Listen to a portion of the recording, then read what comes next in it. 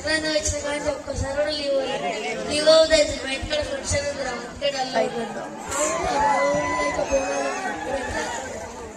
Sick పరంగా leave వెళ్దాం. అవును సార్ స్వీట్ అసలు సిక్ పరంగానే పంపిస్తాడు. ఇగో ఇద్దరు సిక్ పరంగా వీళ్ళిద్దరు అడుగుదాం. సరే అడుగుదాం. అర్థం నీకేదో సిక్ పరంగా ఐడియా ఉందా?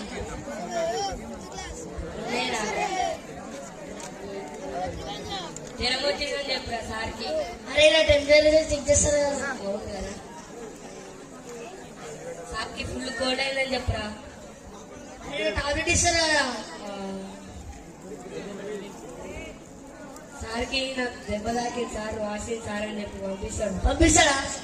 Confirm confirm. సరే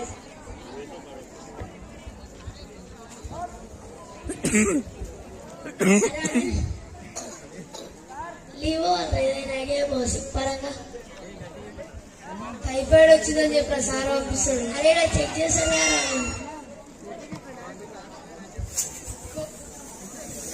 ఎక్కువ దగ్గు వస్తుందని చెప్పి సార్ పంపిస్తాడు. టాబ్లెట్ ఇస్తారు అయింది. ఎక్స్పైర్ వచ్చిన టాబ్లెట్ సార్ పంపిస్తాడు. వర్కౌట్ అవుతుందా? కన్ఫర్మ్ వర్కౌట్ అవుతుంది రా. పక్క పక్క. సరేరా.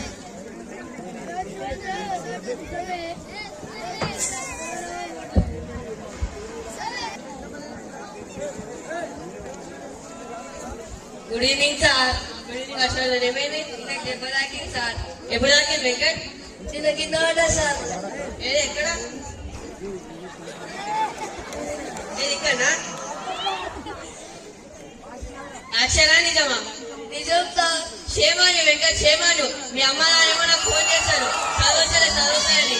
మీరేమన్నా ఇలా ప్లాన్ చేశారు ఇంటికి పోదామని. క్షేమాను నెత్తి మీద 100 రూపాయలు పెడతాడో పనికిరాదు. చదవంతా సంఖ్య లాగేరి. పంపిస్తా నేను పంపిస్తా.